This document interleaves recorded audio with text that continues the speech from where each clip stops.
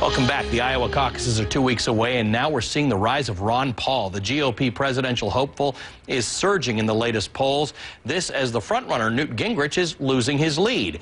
We're joined now by Republican presidential candidate Ron Paul. He's live in Manchester, New Hampshire. Congressman Paul, good to see you. Thank you for being with us. Thank you for having me. You know, Nate Silver at the New York Times ran the poll numbers through a formula that he used and designed to predict a winner in Iowa. And according to his numbers, you're looking pretty good. Take a look at this.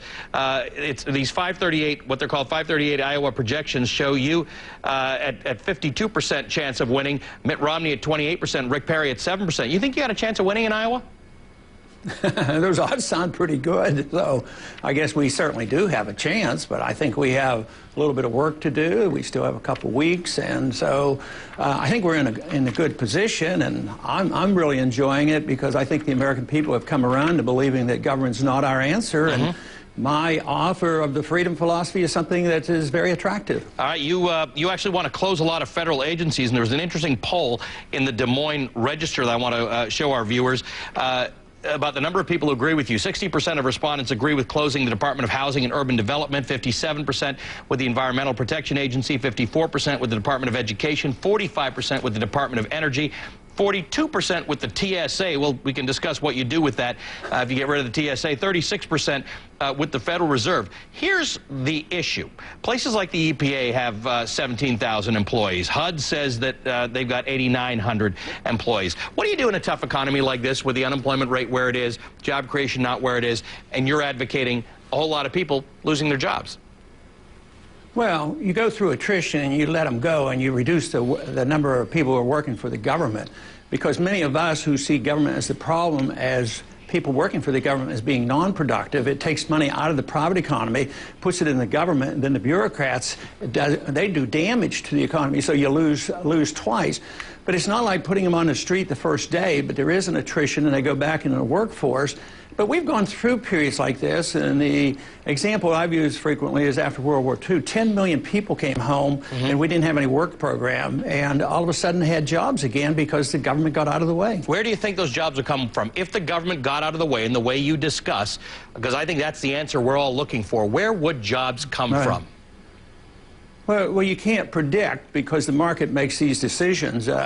If you get out of the way and invite capital back and you restore sound money, I mean, all kinds of places. Maybe we would get our industrial base back again. But you can't tell. And if you're an economic planner and think that you know and you want to stimulate things and you pump money into Solyndra and do these different things, that's a negative. You have to allow the market to make the decision. But you have to get the tax code change, the regulatory change, the monetary change. You have to reduce the deficits, and then the environment is different. Then the people make the choices. It's sort of like saying, how should the people spend their money if they're working? Well, they decide how to spend their money. Businessmen have to make those decisions as well. Well, let me ask you this. You have long not liked a lot of what the Federal Reserve does, but you've been swimming upstream, not just here in the United States, but around the world. I mean, every country has gone to a central banking system. They're a little bit different in different places. Do you really believe that the Federal Reserve is one of the major problems that we've got in our economy? Oh, absolutely. Central banking. I mean, how can you deny it when you look at the world crisis? I mean, we're in the worst financial crisis in all of history.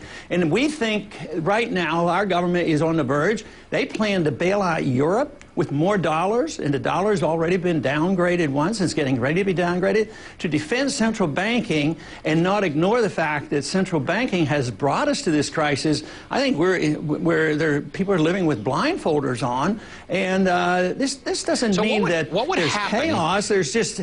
Let me ask you this. What would happen if you didn't have the central banks putting money into the system, which has the effect of keeping interest rates low, which are supposed to be stimulative to the economy? And I know I hear from a lot of people who say, I didn't do anything wrong, I can't get any money on my savings, there's no interest rate. What would be the outcome of letting interest rates do what they do, not having the central bank keep interest rates low to stimulate the economy, or to try to? Well, we'd get rid of price fixing, and that's what the Fed does. They price fix interest rates, and that's why the economy gets distorted. You'd restore the economy, but you would get the correction.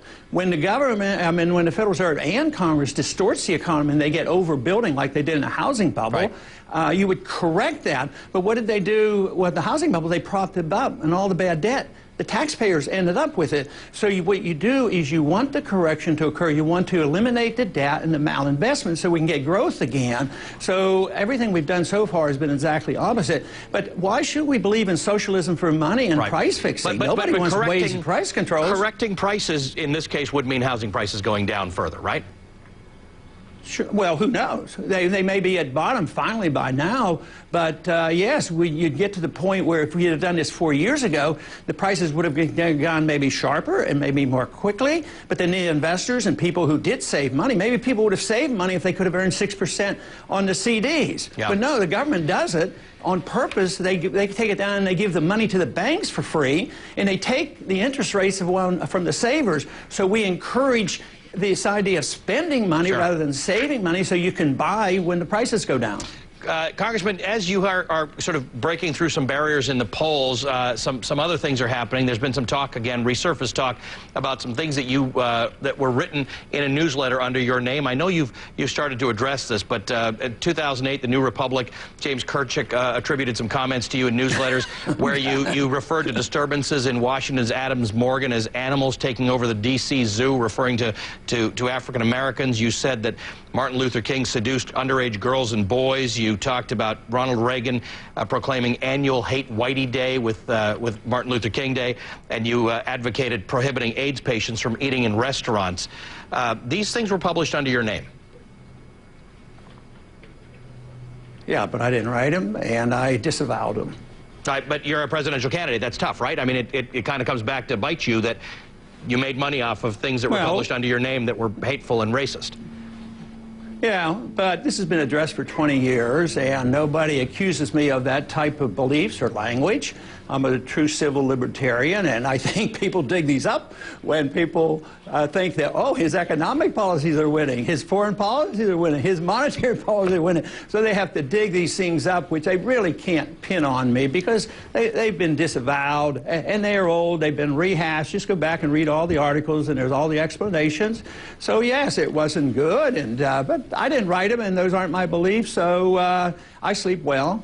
Are you comfortable in telling us who did write them? You haven't been able to sort of tell us specifically who wrote them. I really don't know. 20 years ago, I had 6 or 8 people helping me with the letter, and I was practicing medicine, to tell you the truth. Right. And so I do not know. But we could find out because you had 6 or 8 people. Like it's one of those 6 or 8 people. Well, possibly I could, but I guess as you get closer to being president of the United States, folks will want to know that you don't really dislike black people and people with AIDS and things like that. And I get what you're saying, that you're going up in the polls. Excuse me, why don't they concentrate on every word I've ever said, every speech I've ever given, every conference I've ever gone to, and maybe that's where maybe my beliefs are more important than, you know, stirring this up. So my beliefs, actually, a true civil libertarian is a strong defense of individual liberties, and nobody's accused me of lacking a libertarian spirit of defending individuals. So these charges are a total contradiction to everything I've said and everything I believe. Do you think the media establishment's been fair to you or unfair? Oh, you mean, well, they're so biased. I don't know whether you use fair or unfair. Okay, you think they're biased against you? Well, I mean, why don't you go look at Jon Stewart's reports when he defends me on the biasness of the media. I mean, he mocked the media for the way they've treated me during the campaign and reported. But I don't get upset about that, and that's just the way you guys work, so it's no big deal to me. That's just the way. And the more progress I make in challenging the status quo, challenge the bankers and challenging the bank bailouts, challenging this wicked foreign policy of war forever and the military-industrial complex, the stronger they will emphasize picking this and ignoring the important issues of what freedom is all about and what civil liberty is all about. And why don't you go look at why I make a lot of comments about the war on drugs and how racist the enforcement of drug laws are. I mean, who else defends I know you do. The racism in drug laws? Yeah, you know, you don't. You're concentrating on something else. So somebody someday ought to look at the whole picture rather than picking out something I didn't write and I have disavowed. So and that's been done many times. So go back and read the record. It's the cost of surging in the polls, where people are paying a lot more attention to you, and they're going to start paying attention to all of these details. But as you know, Congressman, you and I have talked many times, and we've talked about a broad range of the things that you've written about. So I think we appreciate you coming on to have this discussion with us, and we continue to invite you to be on to have these discussions, the broad range of discussions of things that you care about. So we do appreciate that. Congressman Ron Paul, Republican presidential candidate, and Congressman from Texas.